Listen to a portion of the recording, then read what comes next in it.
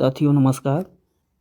जैसा कि आप सबको अवगत है, सुप्रीम कोर्ट का एक आदेश लाखों शिक्षकों के लिए एक समस्या का केंद्र बन चुका है।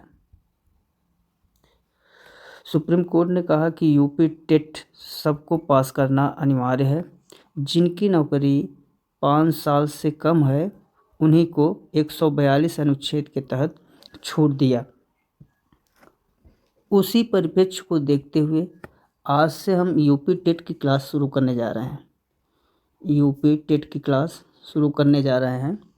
तो आइए सबसे पहले हम यूपी टेट के सिलेबस के बारे में जानें कि यूपी टेट का सिलेबस क्या है, यूपी टेट के कितने पेपर होते हैं, किस मोड में पेपर होते हैं, मोड के बारे में भी जानें और कौन से टॉपिक से कितने नंबर के आते हैं इसको भी हम लोग जानें।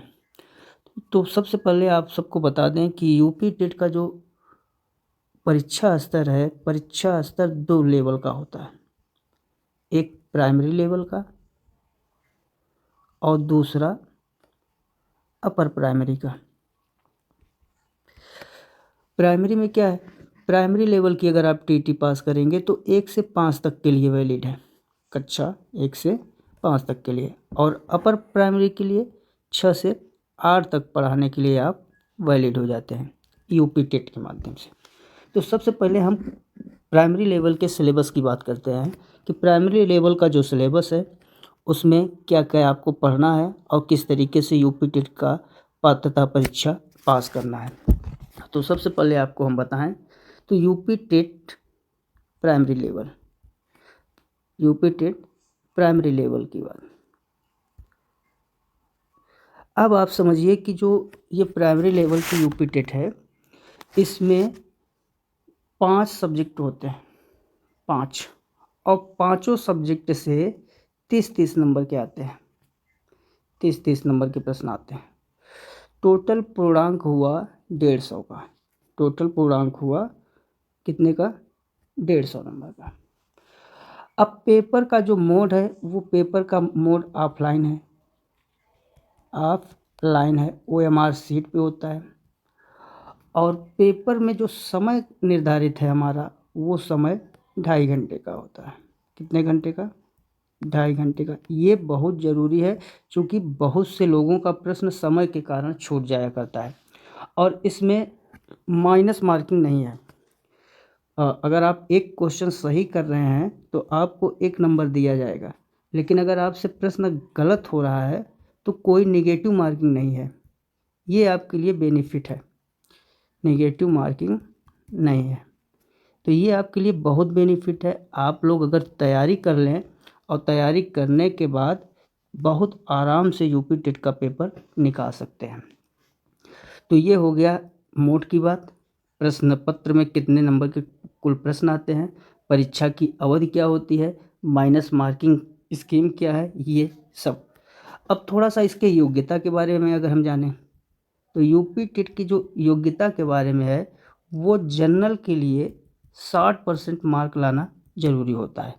60% मार्क जनरल के लिए मतलब अगर 150 का पूर्णांक है तो इसका 60% आप समझिए 90 नंबर।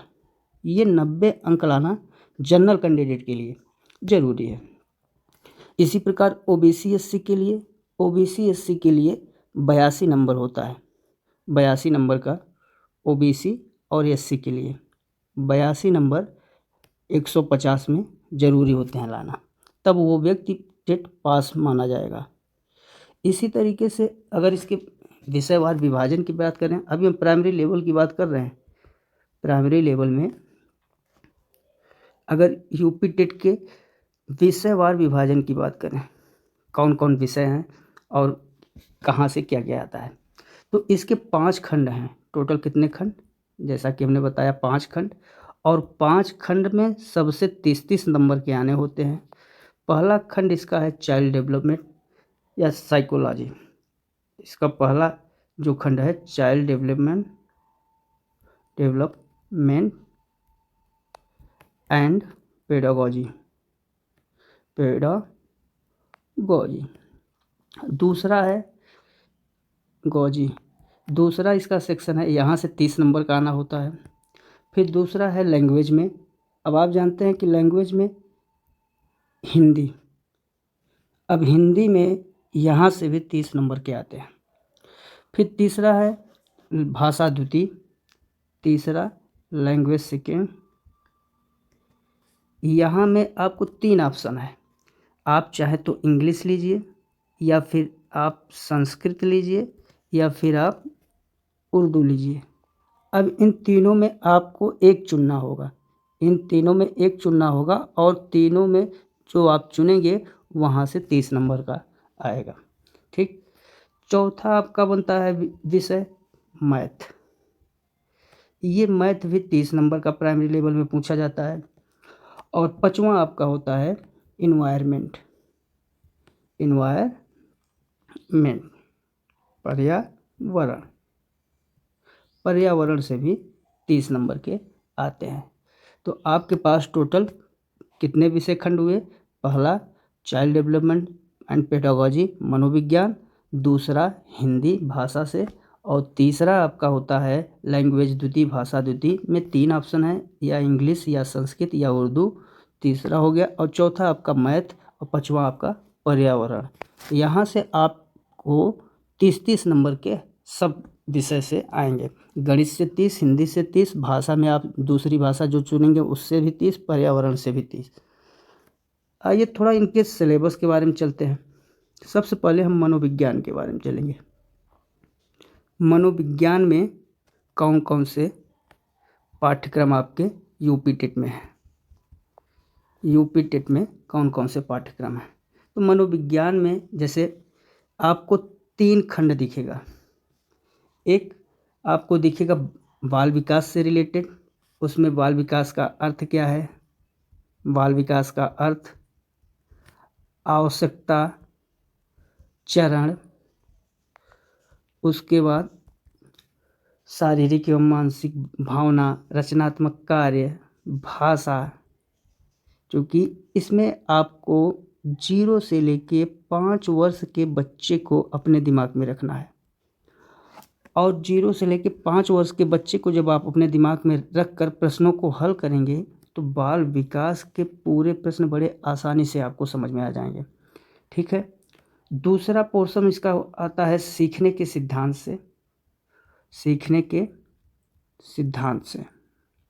अब इसमें कई सारे सिद्धांत हैं, जैसे आपको बता दें थॉर्नडाइक सिद्धांत, थॉर्नडाइक का सिद्धांत है, पावलोव का सिद्धांत है, पावलोव के बाद स्किनर का सिद्धांत है, कोहलर का सिद्धांत है, कोहलर ऐसे वाइगोत्स्की एक वैज्ञानिक हैं, उनका सिद्धांत है। तो सबके सिद्धांत के बारे में आपको पढ़ना है।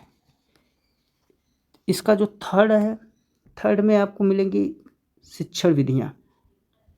थर्ड खंड में आपको क्या मिलेगा? शिक्षण विधियाँ। मतलब आप कौन सी विधि का प्रयोग करके बालक को आसान भाषा में, उसकी मातृभाषा में पढ़ा सकते हैं।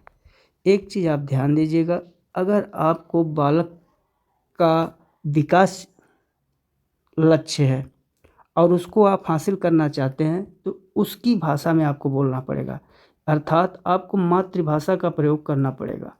जब आप मातृभाषा का प्रयोग करेंगे तो बालक बहुत आसानी से अपना लक्ष्य भी प्राप्त करेगा और बहुत सरल तरीके से सीख जाएगा जो भी आप समझाएंगे। इसी तरीके से हिंदी में, आइए थोड़ा सा खंडवार चर्चा करते हैं। हिंदी में क्या पढ़ना है और कैसे आता है। तो हिंदी में भी एक तो आपको मिलेगा अपठित अनुच्छेद, अपठित अनुच्छेद।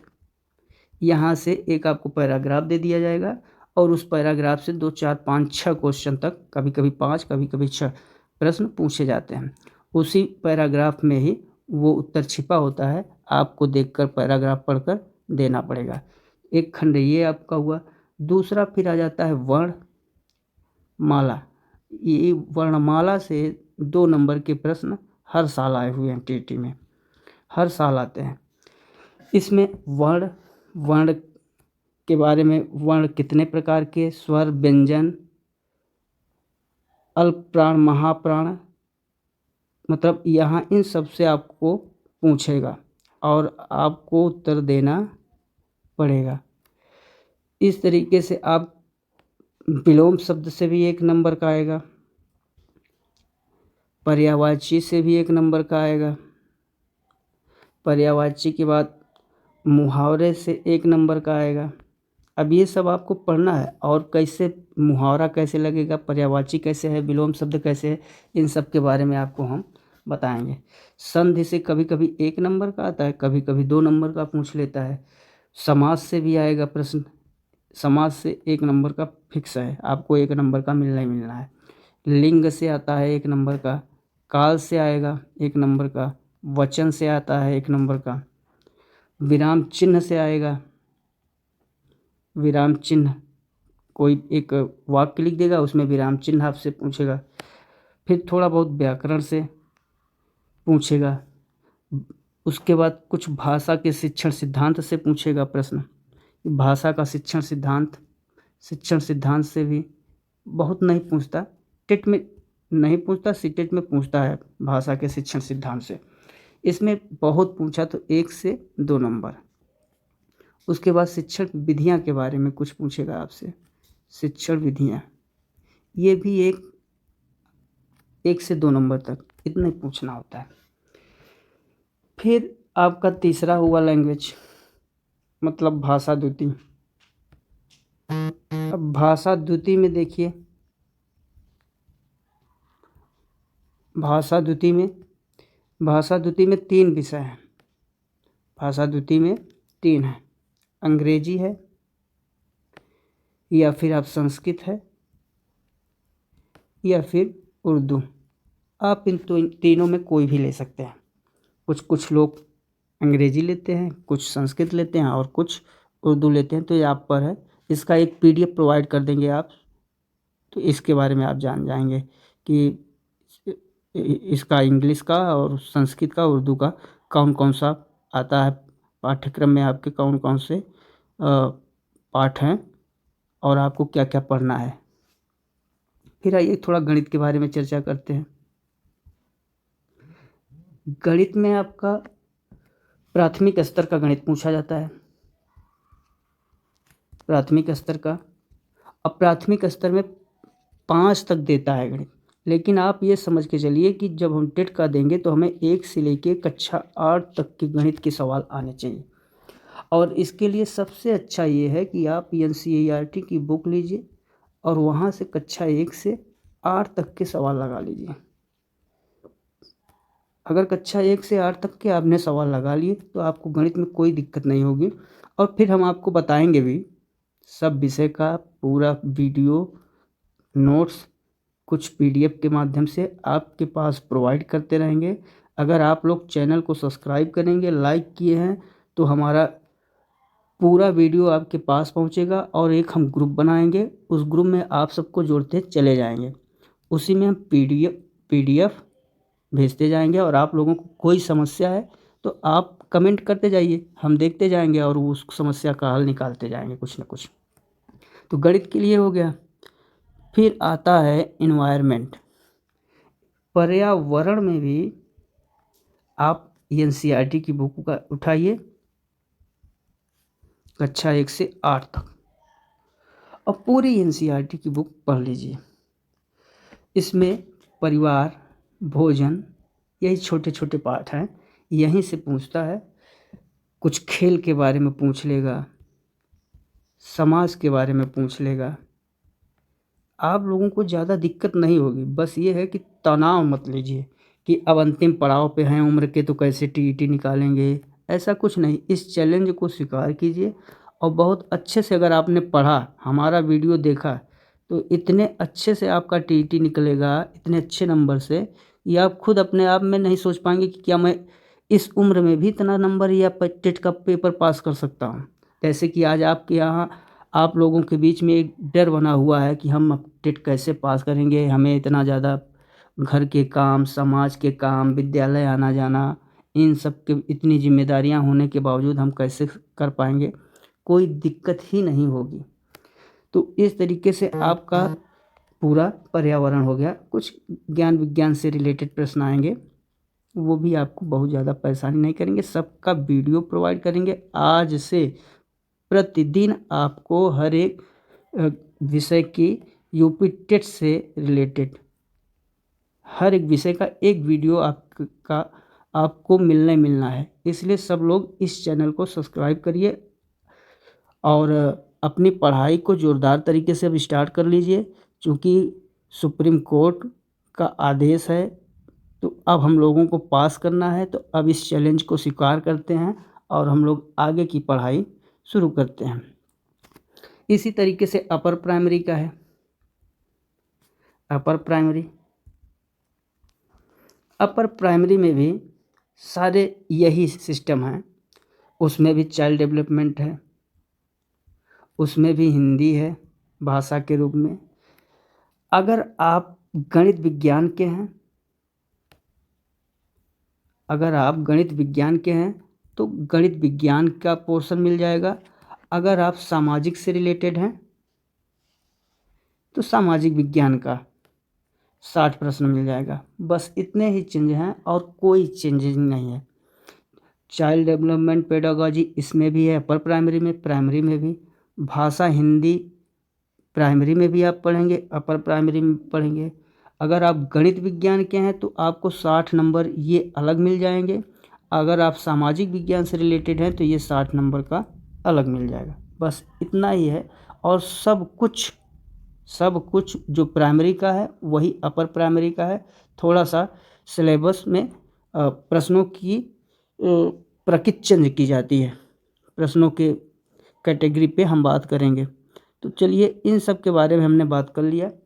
अब वीडियो हमारी थोड़ा बड़ी हो रही है तो हम फिर से एक नया वीडियो बनाएंगे और उसमें आपको पूरे सिलेबस का हर एक पाठ में कितने प्रश्न कहाँ से आएंगे, कौन से टॉपिक से आएंगे, उन सब के बारे में आपसे चर्चा करेंगे। ठीक है, तब तक के लिए जय हिंद।